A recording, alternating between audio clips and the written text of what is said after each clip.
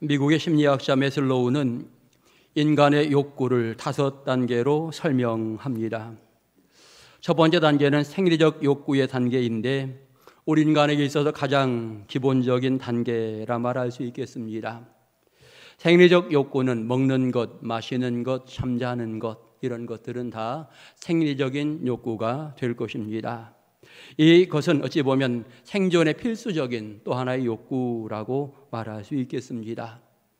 그 다음에 이 욕구가 채워지면 그 다음 두 번째로 안전 욕구가 모든 사람들에게 나타나게 되어집니다.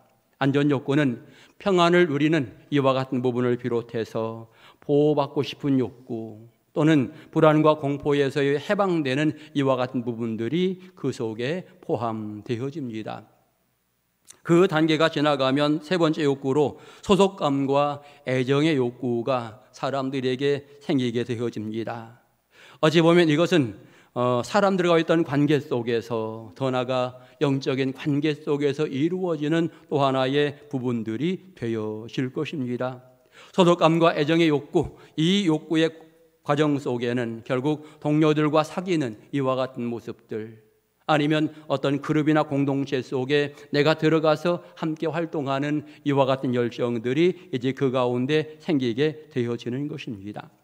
반대로 여러분이 소속감, 애정의 욕구가 결핍되어지게 될 경우에 어찌 보면 대인기피증이 생길 수도 있고 결혼기피증 이런 것이 생길 수도 있는 상황이 되어지는 것입니다. 그리고 네 번째로 이제는 자아 존중감의 욕구가 있습니다. 어디에 소속되었을 때 사람들은 내가 좀 더 우수하게 소중한 역할들을 감당해 나가기를 소망합니다. 뛰어난 사람이 되고 싶습니다. 잘하고 싶은 이와 같은 욕구가 사람들에게 생기게 되어진다라고 하는 거지요.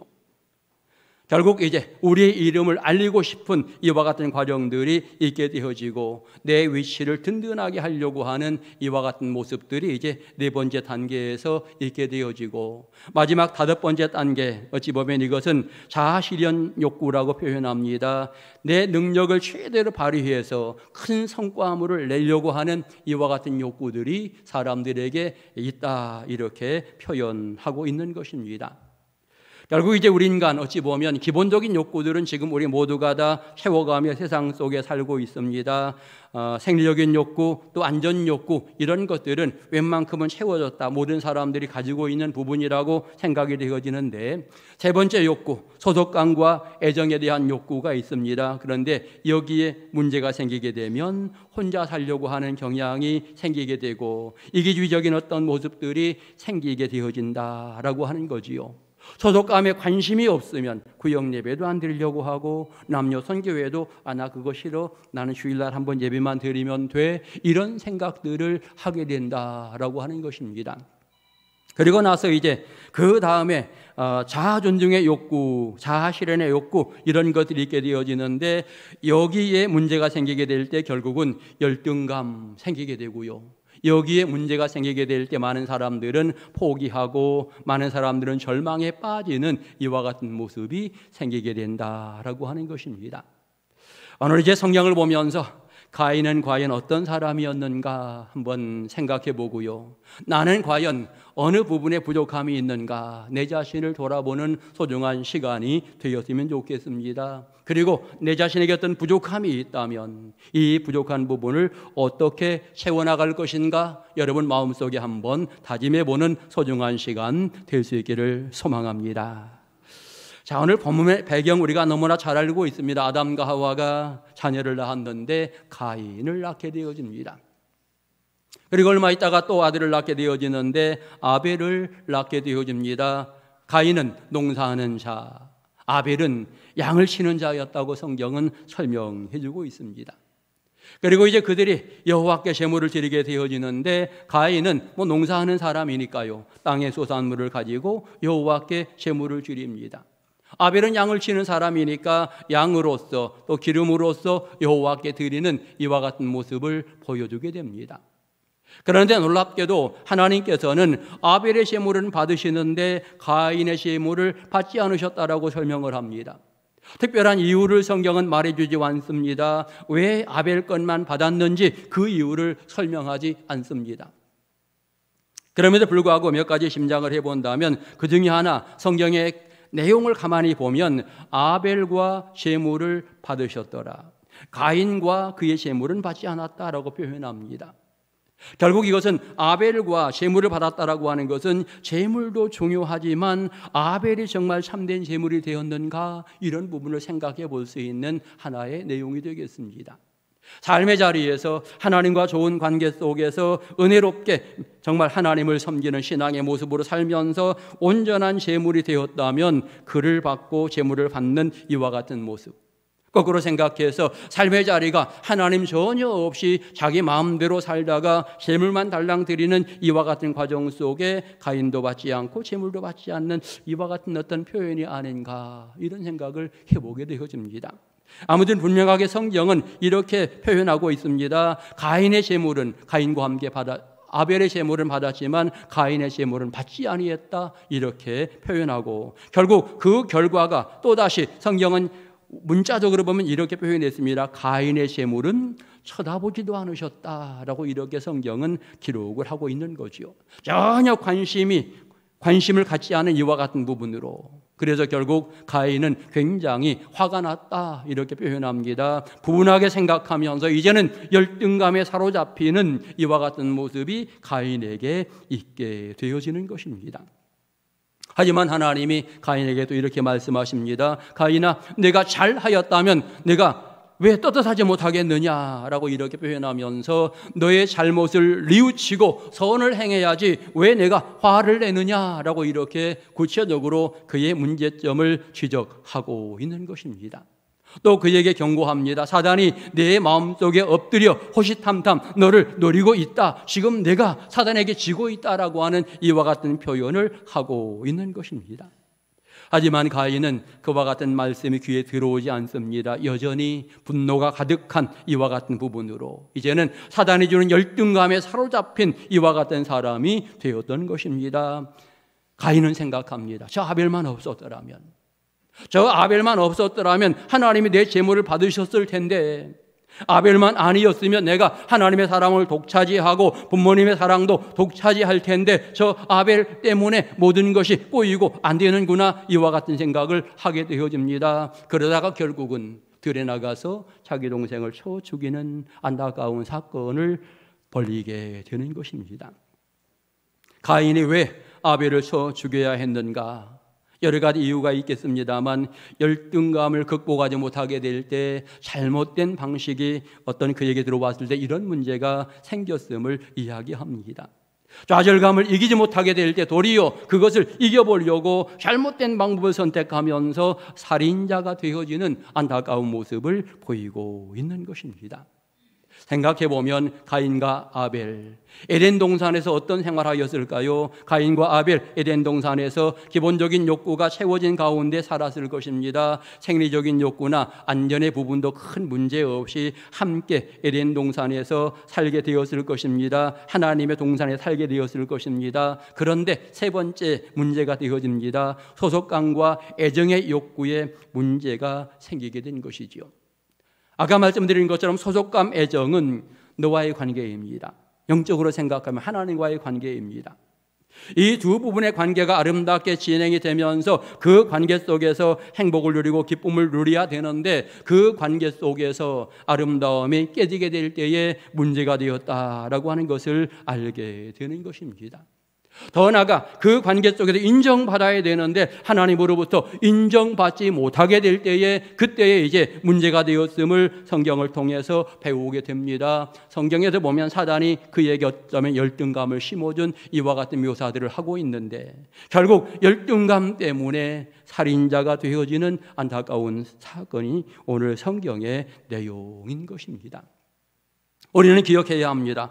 열등감은요, 우리 인생을 실패자로 만든다라고 하는 거지요.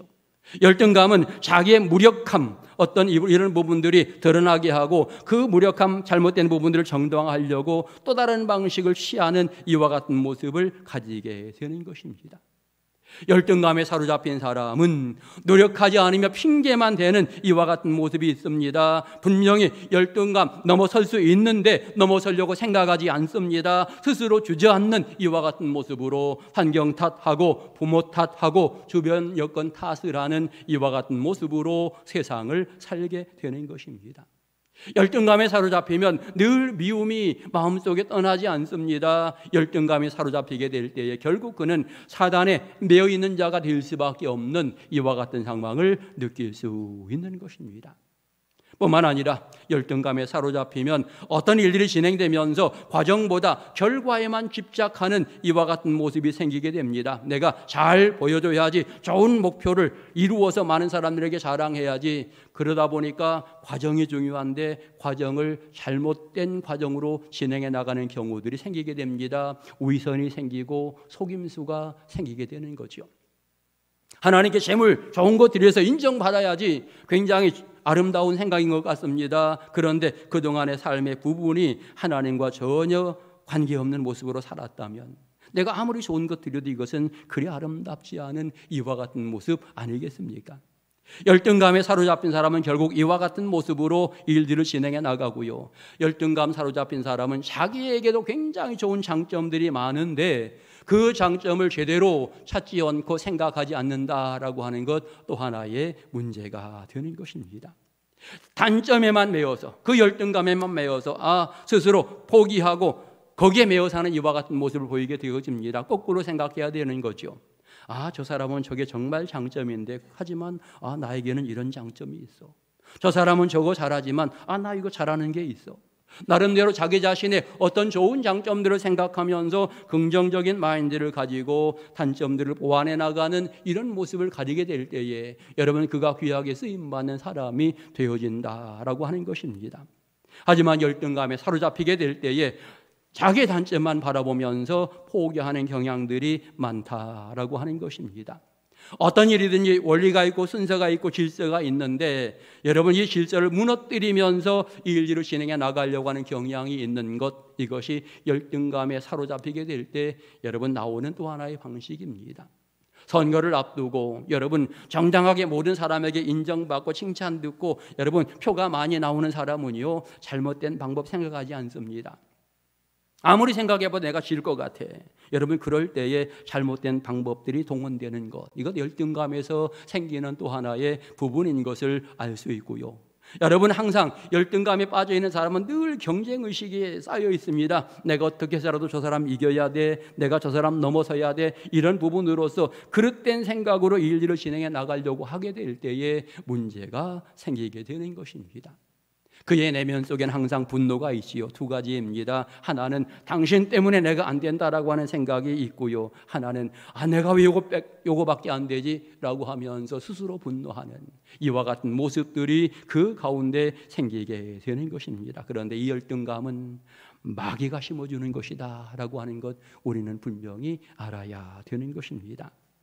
여러분 하나님의 백성은 하나님께서 열등감을 이기게 하시는 줄 믿습니다. 왜냐하면 하나님께서 우리를 소중한 자로 부르셨기 때문입니다. 하나님이 이기게 하시고 사랑하신다는 사실을 생각하면서 믿음의 사람은 어떤 일들이 생길 때마다 거기에 좌절하거나 낙심이 앞선 것이 아니라 하나님을 먼저 바라보는 신앙의 모습을 우리는 가져야 되는 것입니다. 오늘 우리가 하나님 앞에 얼마나 소중한 존재인가를 분명히 깨달으면서 여러분 우리는 확인해야 합니다. 정말 내가 하나님으로부터 부름받은 신앙의 사람인가, 내 자신을 확인해 볼 필요가 있습니다. 내가 정말 소중한 사람인가 여러분 확인해 보아야 합니다. 하나님은 이렇게 말씀하시지요. 내가 너를 존귀하게 여긴다. 너는 정말 보배로운 사람이다 라고 성경은 명확하게 우리에게 이야기합니다. 너는 내 백성이다 라고 하나님 말씀하면서 너는 천하보다 귀한 사람이다 라고 하나님은 우리를 향해서 그렇게 말씀하십니다. 이스라엘아 너 행복한 사람이다. 여호와의 구원 너같이 얻은 사람이 누구냐라고 이야기하면서 이스라엘 백성들 행복한 사람이라고 분명하게 하나님은 말씀하고 계시는 것입니다. 내가 너를 사랑한다. 내가 너와 함께한다. 여러분 이 하나님의 귀한 말씀이 마음속에 떠오른다면 내가 열등감에 사로잡힐 이유가 하나도 없습니다. 맞아, 내가 하나님의 사랑을 받는 사람이지.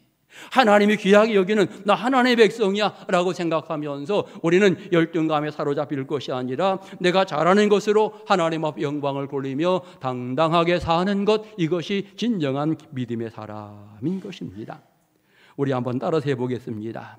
나는 보배롭고 존귀한 사람입니다. 나는 하나님의 사랑을 받는 사람입니다. 여러분, 하나님에게 인정받고 사랑받는 게 얼마나 중요한 일인지 모릅니다. 여러분, 세상에서 예를 들어 사람들에게만 인정받아도 얼마나 힘이 되고 행복이 되는지 모릅니다. 우리 강인 선수가 축구를 굉장히 잘하는데 원래 실력이 좋은 것은 맞지요. 여러분, 하지만 팬들이 응원하고 많은 사람들이 그에게 칭찬해주고 격려해주게 될 때에 더 힘이 생기는 거지요. 그래서 최선의 컨디션이 발휘가 되는 이와 같은 상황이 진행이 되어지는 겁니다. 그래서 칭찬 듣게 될 때에 더 좋은 어떤 결과물이 오게 되어진다라고 하는 것입니다. 반대로 예를 들어 축구 선수가 우리 한국 사람은 아무리 뛰어봐도 유럽 사람 못 이겨. 여러분, 이렇게 생각하는 사람은 절대로 이길 수가 없는 거예요. 그 사람은 이미 지고 들어가는 거지요. 여러분, 분명합니다. 사람들이 인정해 줄 때도 우리가 칭찬을 듣고 칭찬을 받아도 힘이 생기고 용기가 생기면서 일들이 잘 진행이 되어지는데, 하나님이 나를 칭찬하시고 하나님이 나를 인정하신다, 하나님이 나를 밀어주신다, 여러분 얼마나 힘이 생기는 일입니까?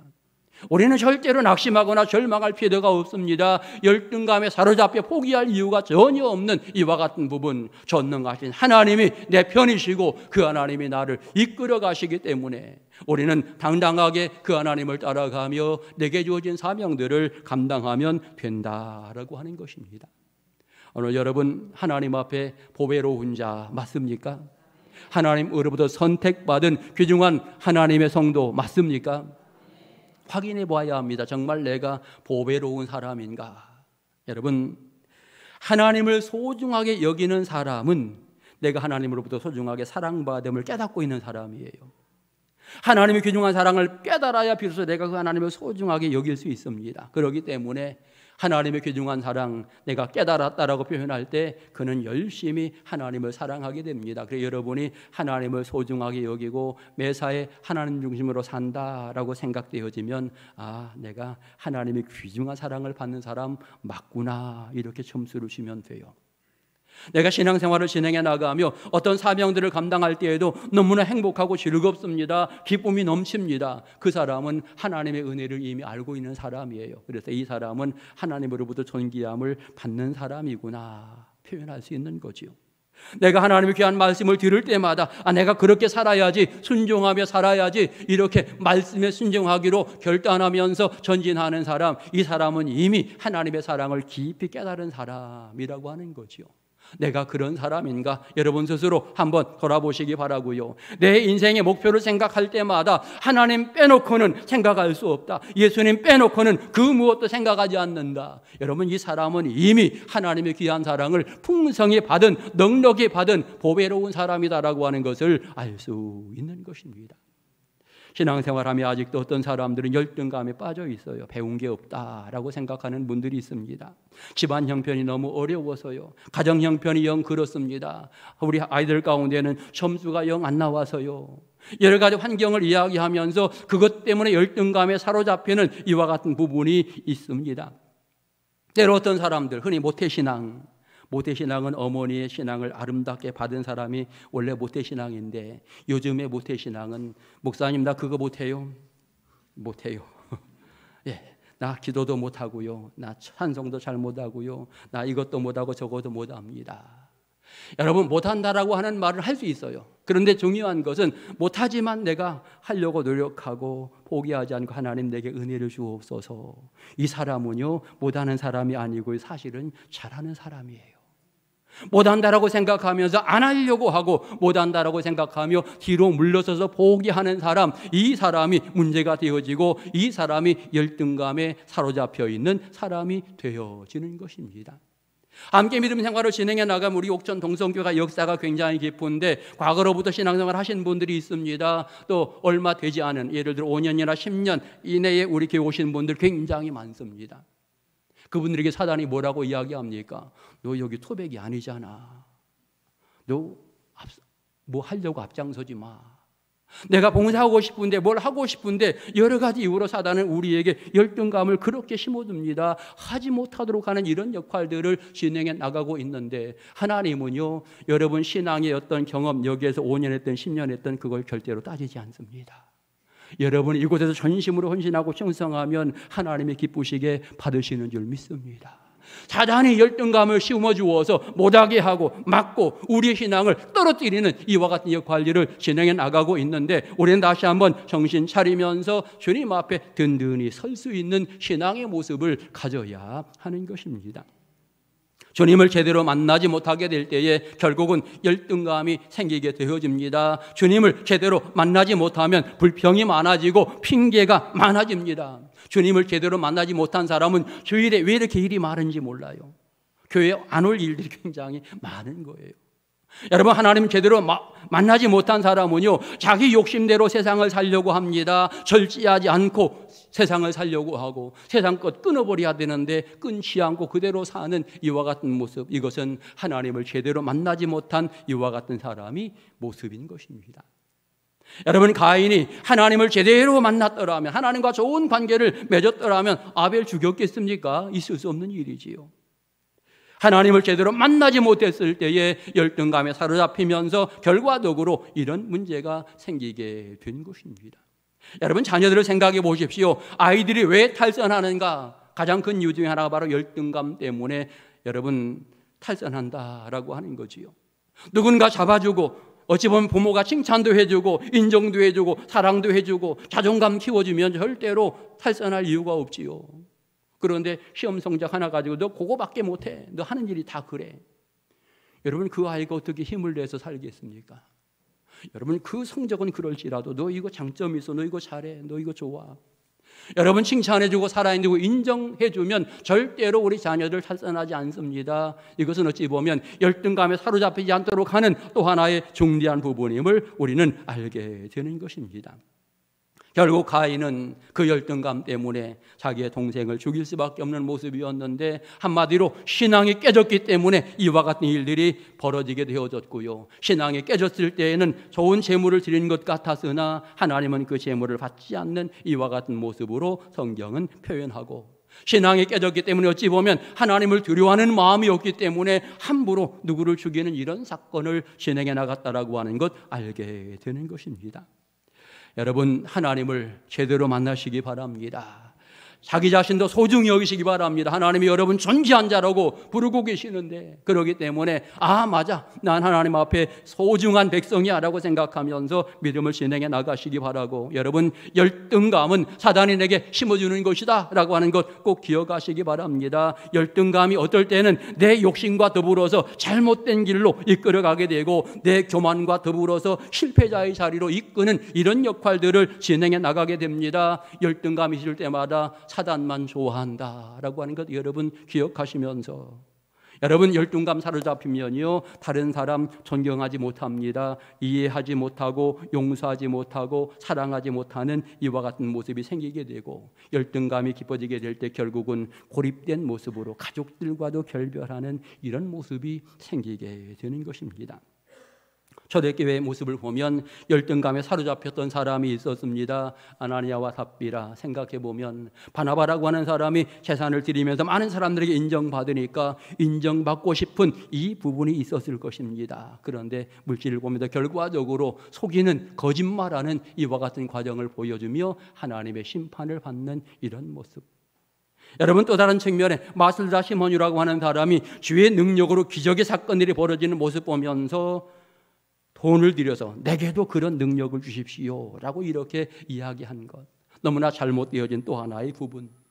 구약시대 고라자손이 모세와 아론 주의 일들을 감당해 나가는 이 부분에 대해서 비난하며 공격하는 이와 같은 모습을 가지며 열등감 보여주게 될 때에 하나님의 심판이 임하는 이와 같은 과정들도 명확하게 보여주고 있는 것입니다. 여러분, 사단이 던져주는 열등감 물리치시기 바라고, 하나님을 귀하게 생각하며 하나님 중심으로 믿음 진행해 나가며 사랑받는 은혜의 일꾼들 될 수 있기를 축원합니다. 열등감 차단해 주는 것이다. 하지만 하나님은 얼마든지 우리를 보호하시며 이기게 하신다라고 하는 것 꼭 기억하시면서 하나님과 함께 든든하게 믿음 전진하는 복 있는 성도들 다 되시기를 주의 이름으로 축원합니다. 기도드리겠습니다. 하나님의 사랑에 감사합니다. 부족하고 허물이 많습니다. 하지만 하나님께서 감추어 주시고 우리를 이끌어 가시는 줄 믿습니다. 존귀한 자로 세워주심을 진심으로 감사합니다. 이제 주의 일들을 더욱더 힘있게 은혜롭게 감당해 나가도록 역사하여 주옵소서. 예수님의 이름으로 기도드립니다. 아멘.